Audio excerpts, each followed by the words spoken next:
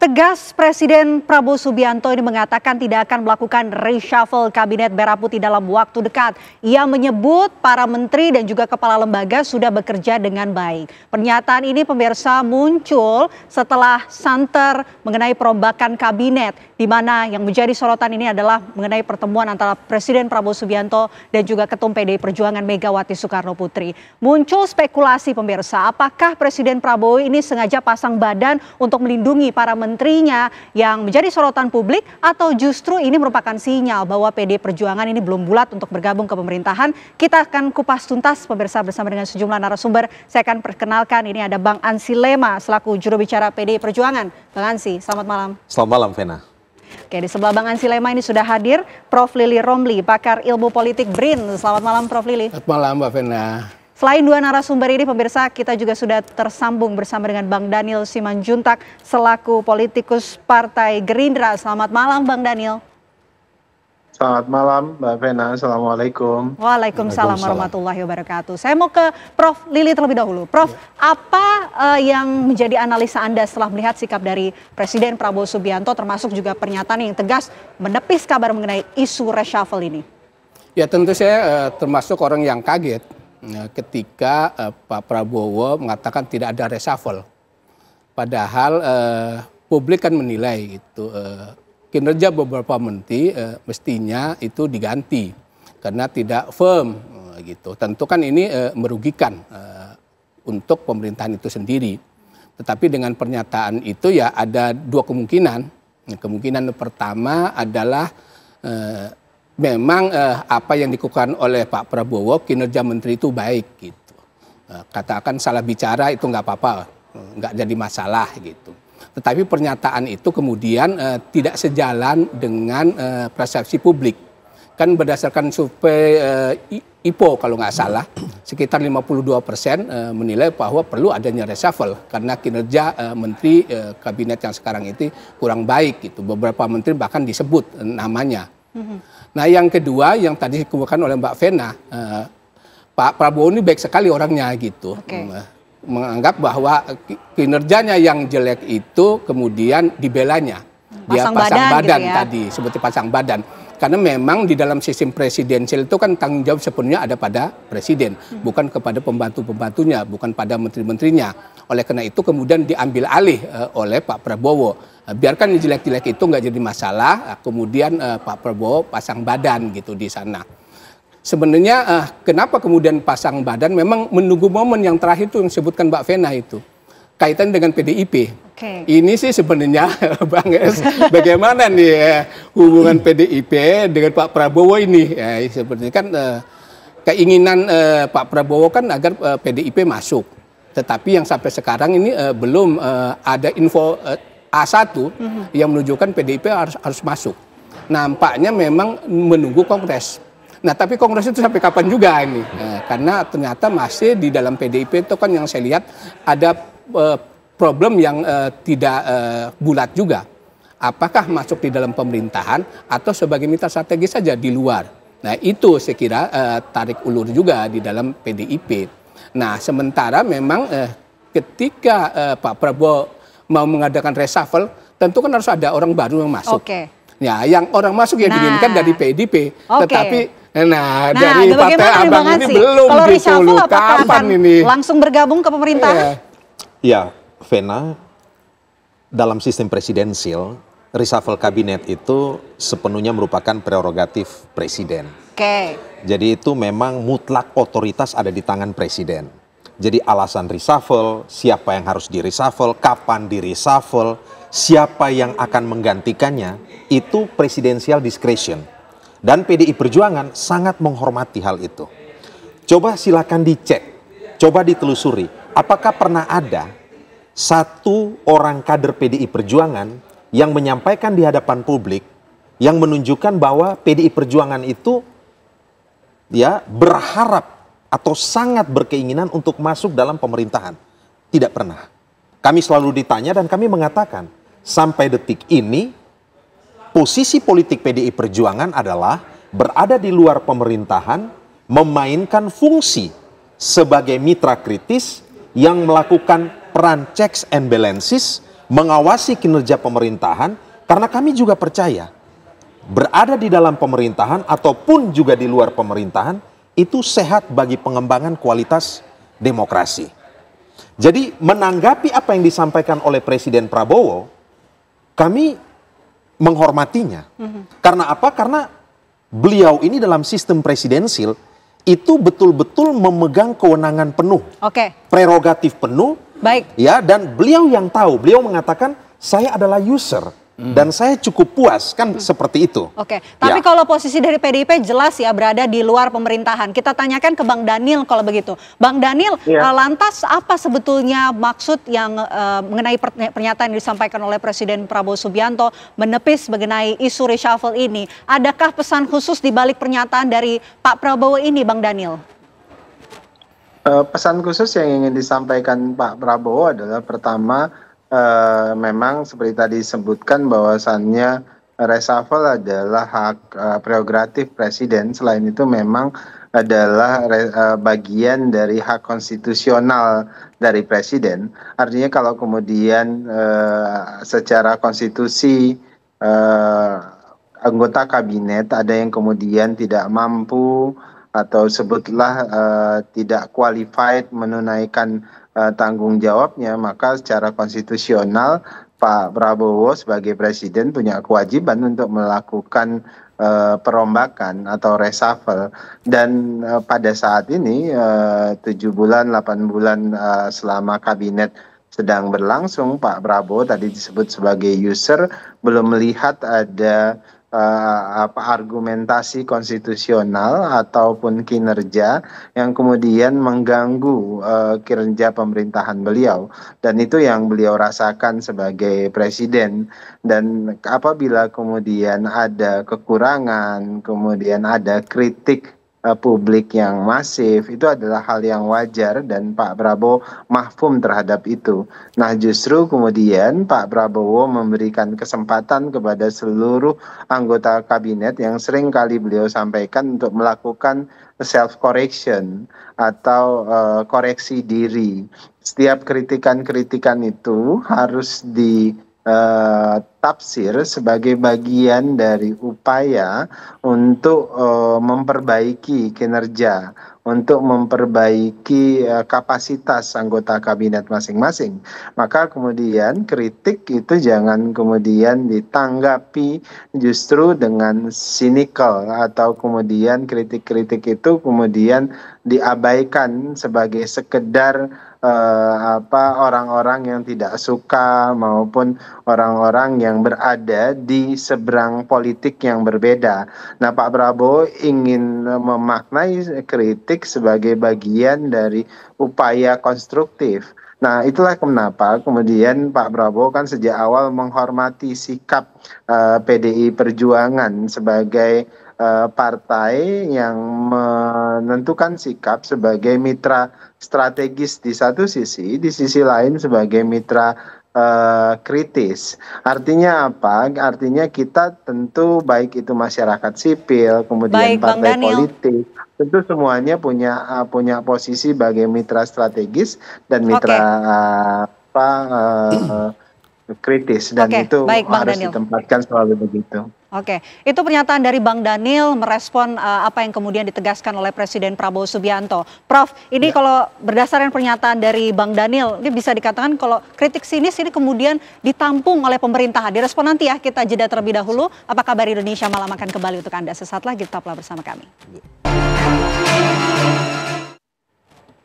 Anda kembali menyaksikan Apa Kabar Indonesia Malam. Kita lanjutkan diskusi kita. Pertanyaan menggantung saya untuk Prof. Lili Romli. Merespon apa yang disampaikan oleh Bang Daniel tadi, yang menyampaikan bahwa kritik sinis ini ditampung oleh pemerintahan.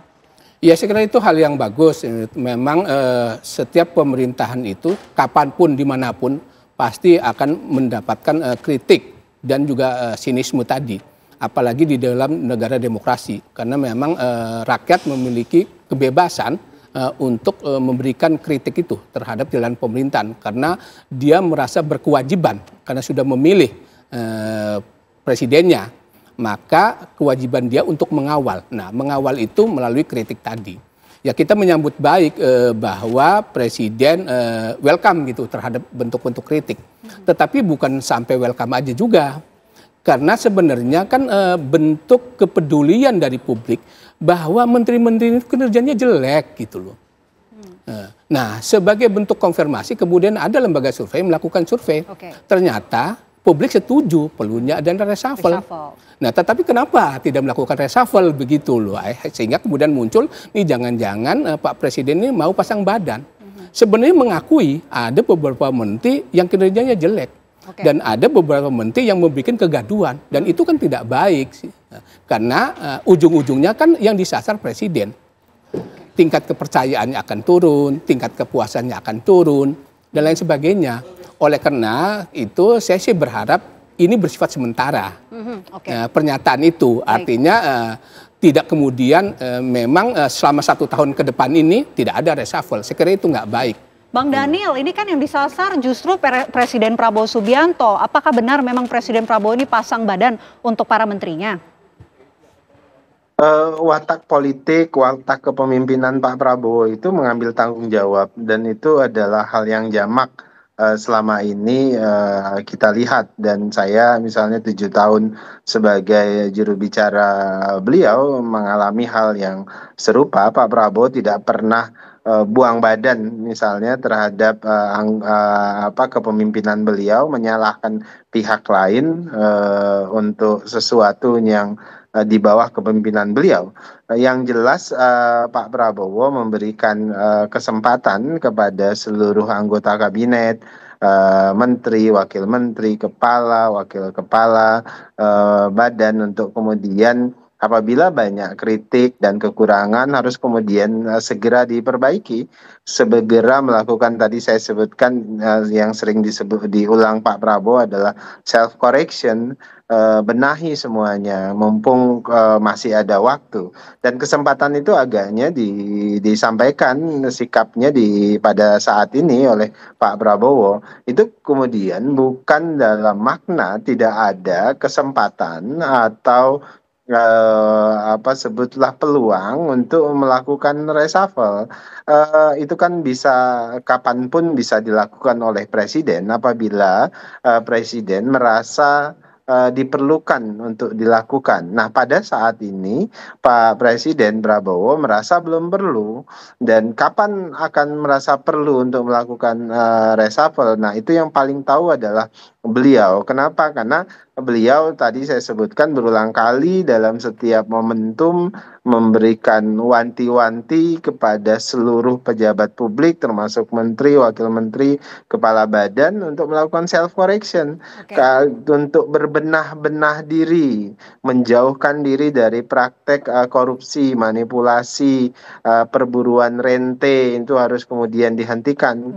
Kalau tidak sanggup silahkan mundur, kalau tidak mundur akan dimundurkan oleh Pak Presiden Prabowo. Dan itu kan pidato yang berulang-ulang kali disampaikan oleh Pak Prabowo. Itu artinya Pak Prabowo sudah memberikan early warning yang cukup keras dan tegas. Early warning ini juga diberikan kepada para menteri yang juga menjadi sorotan di publik nggak, Bang Daniel? Ya, kan itu juga dalam rapat-rapat kabinet secara tertutup disampaikan oleh Pak Prabowo. Kemudian pada saat ini sudah disampaikan Pak Prabowo secara terbuka. Itu artinya early warning ini sangat serius agar semua kemudian diperhatikan. Nah, kemudian Pak Prabowo juga menyampaikan untuk waktu dekat ini belum ada rencana beliau untuk melakukan reshuffle. Tapi sekali lagi bukan berarti Pak Prabowo tidak melakukan evaluasi. Dan yang namanya perombakan, yang namanya reshuffle, itu yang tahu adalah Pak Prabowo dan Allah Subhanahu wa Ta'ala, ketika kemudian Pak Prabowo merasa itu harus dilakukan di waktu tertentu. Belum dirasa ingin melakukan reshuffle dan sudah dilakukan early warning. Kalau sudah begini, walaupun sudah ada hasil dari lembaga survei mengenai persepsi publik, akan bagaimana, Prof. Lili Romli? Ya, akhirnya publik kan menunggu lagi, gitu, menunggu lagi untuk bersabar. Sebenarnya kan publik itu greget sekali Karena memang sebenarnya Pak Prabowo itu inginnya kan lari cepat. Ada beberapa program yang harus terlaksana. Tetapi kemudian alih-alih menterinya bikin kegaduhan. Sehingga publik kemudian mendorong. Nah, angin segar itu sebenarnya ketika Pak Prabowo tanggal 2 Juni kalau nggak salah kan secara keras bahwa para menteri-menteri yang... Siapa tuh Prof? Saya nggak usah sebut namanya. Saudara yang tidak becus, kinerjanya jelek akan di reshuffle. Nah, tiba-tiba ini kan anti klimak gitu loh. Nah, harapan publik menunggu bahwa akan figur-figur tertentu itu di reshuffle. Ternyata kemudian Pak Prabowo menyatakan dalam waktu dekat ini tidak di reshuffle. Sehingga kemudian publik juga bertanya-tanya, jangan-jangan Pak Prabowo ini bukan pasang badan aja, gitu, tetapi terkait dengan orang-orang tertentu. Ketika di reshuffle bisa mengganggu stabilitas pemerintahan juga, sehingga kemudian yaudahlah dalam waktu dekat ini jangan dulu di reshuffle, cooling down dulu gitu. Jangan-jangan seperti itu. Jadi spekulasi kemudian muncul gitu. Ada apa sebenarnya di balik itu gitu? Karena kan publik sudah memberikan dorongan, memberikan dukungan bahwa perlu ada reshuffle, tetapi kemudian kenapa tidak gitu? Sehingga kemudian kan tadi ada beberapa spekulasi, ada beberapa kemungkinan. Ada apa sebenarnya yang terjadi di dalam mengganggu stabilitas pemerintahan. Bang Ansy, silakan direspon. Ini kan mengenai isu reshuffle ini, PDIP dikaitkan ya karena juga ada pertemuan kemarin antara Pak Prabowo dengan Bu Megawati. Ya, Vena. Mengapa pertemuan antara Pak Prabowo dan Ibu Megawati itu disimplifikasi sekedar bagi-bagi kekuasaan atau dikait-kaitkan selalu dengan upaya untuk melakukan reshuffle kabinet? Padahal kalau kita lihat, berbeda pilihan politik, berbeda posisi politik, tidak kemudian menjadi hambatan untuk duduk bersama, tukar pikiran, berdiskusi, membicarakan masalah-masalah kebangsaan ini. Bagi PDI Perjuangan, hal yang paling utama itu adalah memastikan bahwa pemerintahan Presiden Prabowo ini bisa bekerja secara efektif, mewujudkan kesejahteraan dan keadilan bagi masyarakatnya. Ya, pendidikan kualitasnya baik, kesehatan kualitasnya baik, hal-hal yang konkret dirasakan atau dibutuhkan oleh masyarakat, dalam itu yang merupakan kepentingan PDI Perjuangan. Baik, kepentingan PDI Perjuangan. Tapi dalam pengamatan Bang Ansy, ini ada nggak kader dari PDIP Perjuangan yang memiliki kinerja lebih baik dari pemerintahan sekarang? PDI Perjuangan itu adalah sebuah partai politik yang dibangun dengan sistem kaderisasi berjenjang secara matang. Dan kami pernah punya pengalaman memimpin republik ini. Dan karena itu hari ini ya lewat sekolah politik, sekolah partai, kurikulum pada berbagai jenjang dan level, kader-kader PDI Perjuangan itu siap ditempatkan di mana saja. Oke, dengan kata lain mengatakan ada ya Bang yang lebih baik daripada kinerja kabinet ini sekarang? Ini partai terbesar pemenang dalam pemilu legislatif. Oke, lebih baik hari ini ya. kami 110 kursi di DPR RI. Ya, dengan sistem kurikulum pendidikan kadernya, rekrutmennya sangat mengedepankan merit system.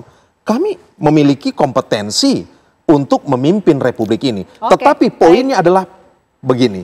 Poinnya adalah bahwa ini kan kekasan ataupun keunikan sistem presidensil dalam demokrasi kita yang berbeda dengan demokrasi ala barat, oposisi total, oposisi biner. Nah, bagi kami memainkan peran sebagai mitra strategis baik, tetapi menjadi mitra kritis, mitra tetap berteman, berkomunikasi, apalagi Presiden Prabowo ini kan mau menjalankan politik silaturahmi, membangun jembatan komunikasi politik, itu sehat. Tapi poinnya adalah kami berada di luar, wajar memberikan kritik-kritik konstruktif, tentu dengan pendasaran-pendasaran ilmiah, dengan data dan fakta yang valid dan akurat, sehingga kemudian tidak misleading, tidak sekedar like and dislike. Nanti kita mau Bang Daniel merespon hal ini karena masyarakat juga menilai ada begitu menteri-menteri yang tidak baik atau tidak kompeten begitu. Bagaimana kemudian pemerintahan Presiden Pak Prabowo merespon mengenai hal ini?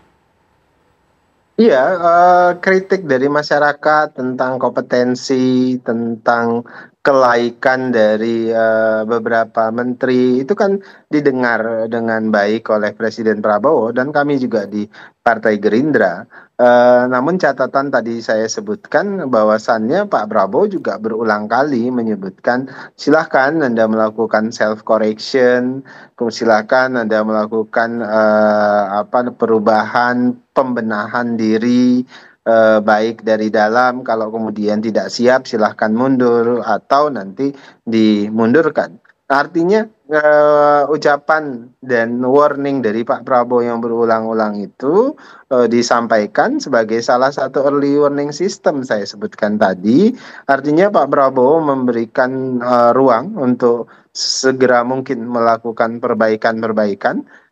Dan pada saat ini Pak Prabowo menganggap belum waktunya, belum saatnya perlu dilakukan reshuffle atau perombakan atau pergantian pembuat kebijakan di kementerian atau kepala badan dan sebagainya. Nah, pada waktunya tentu apabila tidak ada perubahan-perubahan signifikan atau kemudian apa yang disampaikan sebagai peringatan itu diabaikan, tentu Pak Prabowo akan bersikap. Nah, itu hanya masalah waktu, Mbak. Namun dalam waktu dekat ini belum waktunya, kira-kira begitu. Oke, dalam waktu dekat ini belum waktunya. Silakan Bang Ansy. Satu hal yang bisa dipetik ya, ini kan kelihatan bahwa Presiden Prabowo itu pasang badan. Beliau percaya betul dengan kerja para pembantunya, para menterinya. Kalau presiden itu sudah pasang badan, mestinya mendapatkan respon sebaliknya dari para menteri. Mereka juga harus pasang badan, fokus dalam bekerja, ukir prestasi, buat legacy, akselerasi dalam bekerja. Kenapa? Karena hari ini Republik ini punya tantangan lokal, nasional, dan global itu tidak sederhana. Karena itu mereka harus betul-betul bekerja total. Bekerja keras, bekerja cerdas, bekerja tuntas, sehingga kemudian harus lebih giat. Karena apa? Karena presiden itu sudah pasang badan untuk menjaga mereka. Dan ini harus dijawab lewat kepercayaan yang sudah presiden beli dengan bekerja di atas rata-rata.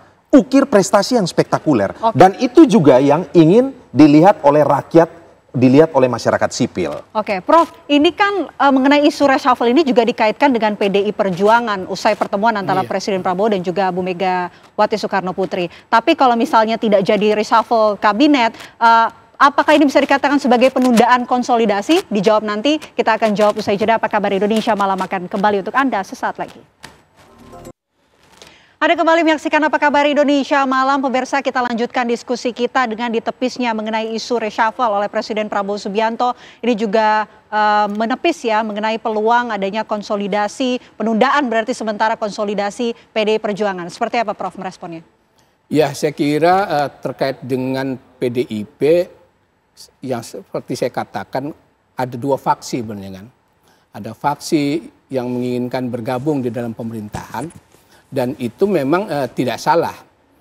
Yang saya pernah katakan juga di TV One, karena memang secara personal hubungan antara Ibu Megawati dengan Pak Prabowo tidak ada masalah. Ada chemistry. Kedua, yang secara ideologis juga sama. Masing-masing berpihak kepada ekonomi kerakyatan, kepada wong cilik. Jadi nggak ada hambatan seperti itu. Tetapi yang kita inginkan adalah dari publik juga mewakili, mumpung ada Bang Ansy ini, lebih baik sih posisi PDIP di luar saja, ya, karena ini penting untuk menjaga marwah demokrasi. Oke, itu dampaknya kalau bergabung marwah demokrasi ini tidak terjaga. Iya, orang pasti menganggap wah udah selesai nih demokrasi, karena pemerintah nggak ada lagi yang mengawal. Padahal publik mengingin agar ada pengawalan itu. Nah dulu kan diletakkan pengawalan itu pada PKS dan PDIP. PKS sudah masuk. Nah sekarang tinggal PDIP. Nah meskipun kemudian tadi ada dua faksi itu, ya saya menginginkan pemenangan adalah faksi yang menolak, gitu Bang. Faksi yang menolak untuk bergabung dalam pemerintahan. Cukuplah sebagai mitra strategis di luar bahwa mendukung dalam kebijakan-kebijakan pemerintahan, tetapi saya yakin pasti ada hal-hal yang menyimpang kebijakan itu nggak sesuai. Nah yang mengingatkan itu siapa? Nah yang di luar pemerintahan itu jangan sampai kemudian adalah masyarakat langsung terjun melalui demo-demo mengingatkan kepada pemerintahan bahwa jalannya itu udah melenceng. Kita serahkanlah kepada partai yang di luar pemerintahan, yang itu diambil alih oleh PDIP. Kalau PDIP masih imannya kuat gitu loh. Nah, saya takutkan imannya nggak kuat nih, kan godaannya banyak tadi. Apalagi kan persoalan tadi hubungan personal sudah baik, secara ideologis sudah nggak jadi masalah. Sekarang adalah godaan itu jangan sampai kemudian mengganggu keimanan PDIP sehingga kemudian bergabung. Begitu. Karena memang yang katakan ada dua faksi itu. Ada faksi yang ingin tetap di luar pemerintah, ada faksi yang di ingin luar bergabung. ingin bergabung. Oke, Bang Ansy silakan direspon. Kalau melihat internal PDI Perjuangan ini yang dominan apa? Faksi yang ingin bergabung atau justru faksi yang tidak ingin bergabung? Ya, keputusan final menyangkut posisi politik PDI Perjuangan itu baru akan ditentukan di Kongres yang akan datang. Dan itu merupakan hak prerogatif Ketua Umum PDI Perjuangan Ibu Megawati Soekarno Putri. Sebelum sampai ke titik Kongres, tentu dinamika internal, proses diskursus internal itu berkembang. Ya, ada yang memilih A, ada yang memilih B, itu hal yang sederhana. Hal yang biasa dan lumrah. Tetapi Ibu Mega, pertama-tama beliau akan mendengarkan suara para kader. Beliau juga akan betul-betul mendengarkan aspirasi publik. Dan beliau akan melakukan kontemplasi, berefleksi. Demi pengembangan kualitas demokrasi ke depan, kira-kira PDI Perjuangan ini harus memilih posisi politik seperti apa. Kami pernah berada dalam pemerintahan, bahkan menjadi pemimpin, menjadi yang utama dalam pemerintahan, tetapi pernah juga berada di luar pemerintahan. Dua hal itu adalah hal yang biasa saja ya bagi PDI Perjuangan. Tetapi poinnya adalah begini, demi keseimbangan demokrasi, kalau semua partai memang sudah berada di dalam, harusnya di luar. Artinya masyarakat sipil atau rakyat juga membutuhkan artikulator ataupun agregator. Dalam hal ini partai politik. Dan itu pasti akan dipertimbangkan betul oleh PDI Perjuangan. Dan mestinya masyarakat juga pers memahami karakter politik seorang Ibu Megawati Soekarno Putri. Beliau ini duduk bertemu dengan para pemimpin bangsa, apalagi beliau adalah Presiden ke-5 Republik Indonesia, bertemu dengan Presiden ke-8, itu obrolannya tidak semata-mata tukar-menukar kepentingan untuk bagi-bagi kekuasaan. Mereka pasti bicara hal-hal yang sangat prinsipil dan mendasar.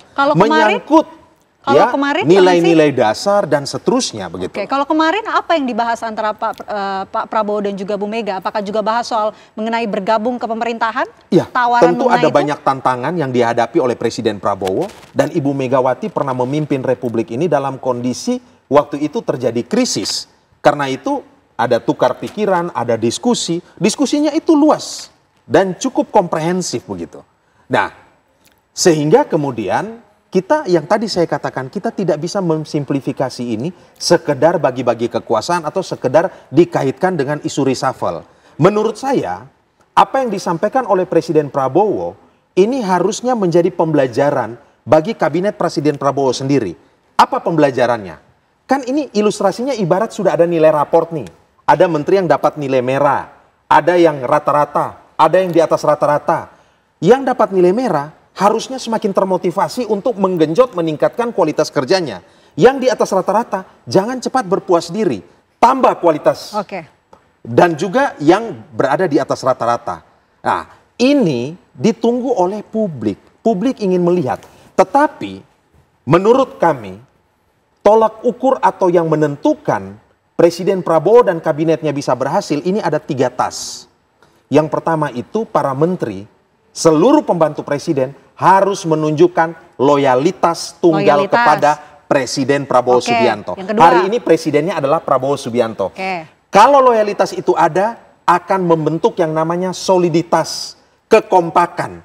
Ini Presiden Prabowo ini ibarat konduktor yang memimpin orkestrasi. Para menteri ini memainkan partitur itu tidak boleh sumbang. Ya, jadi loyalitas dan soliditas ini akan menentukan efektivitas kerja yang ujungnya PDI berkepentingan visi misi program kerja dan kinerja Presiden Prabowo berujung pada apa? Salus populi suprema lex. Kesejahteraan rakyat adalah hukum tertinggi. Dan gaya politik PDI Perjuangan itu yang sering orang sebut itu adalah fortiter in re, suaviter in modo. Baik. Tegas dalam prinsip, tetapi halus dan santun dalam cara. Dan Ibu Mega telah menunjukkan gaya politik seperti itu dalam membangun komunikasi yang yang sehat, yang kondusif dengan Presiden Prabowo dan pemerintahan kabinet ini. Prof Lili, silakan direspon. PDIP posisinya seperti itu sekarang.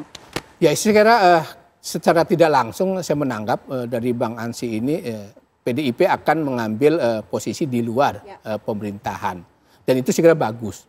Publik akan memberikan dukungan penuh.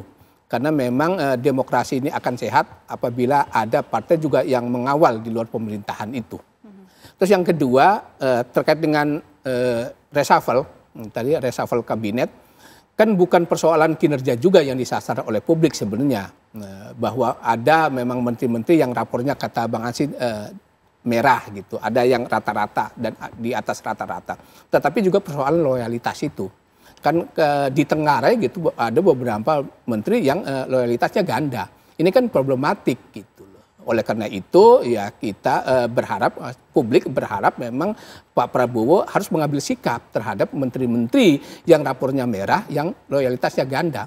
Karena kalau itu dibiarkan maka keinginan Pak Prabowo agar cepat sekali pembangunan ini itu tidak akan tercapai. Tantangan-tantangan lebih banyak. Sementara menteri-menterinya kinerjanya jeblok. Itu kan problemnya. Ya. Jadi sebenarnya publik ini peduli terhadap pemerintahan ini. Ayo kita sama-sama membangun bangsa dan negara ini. Tetapi kalau para pemimpin-pemimpin birokrat di kementerian tersebut tidak memiliki kapasitas, ya itu kan berabe juga Mbak gitu. Berabe. Nah kita inginkan, ayo presidennya greget, pengen cepat pembangunan ini ingin berhasil, tetapi kemudian kinerja para pembantunya loyo. Itu problemnya. Dan saya kira waktu 6 bulan ini cukup untuk melakukan evaluasi. Oleh karena itu apa yang dikemukakan oleh Bang Daniel bahwa ini bersifat sementara, kita setuju.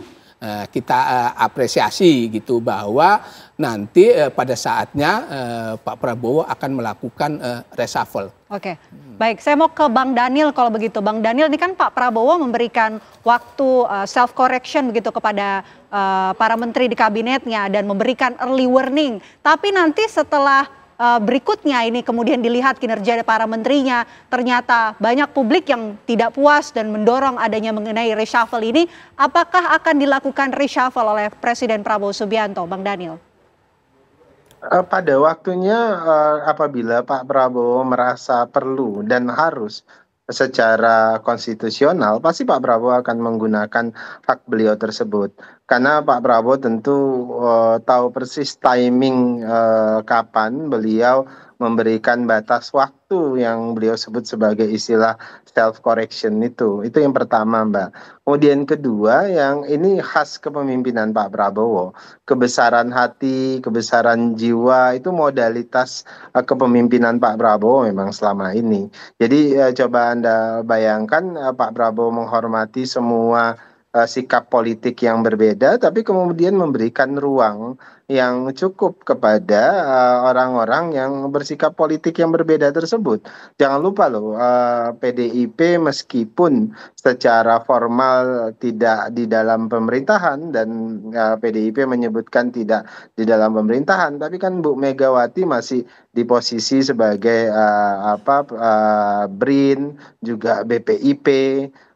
Bahkan orang-orang yang diasosiasikan dekat dengan PDIP seperti Pak Budi Gunawan juga ada di kabinet dan sebagainya. Artinya Pak Prabowo tipologi pemimpin yang tidak tidak kecil hati atau seringkali kalau tidak suka atau anggap pihak lain itu punya sikap politik yang berbeda, kemudian Pak Prabowo tidak memberikan ruang untuk mengabdi kepada bangsa dan negara melalui kepemimpinan di dalam pemerintahan.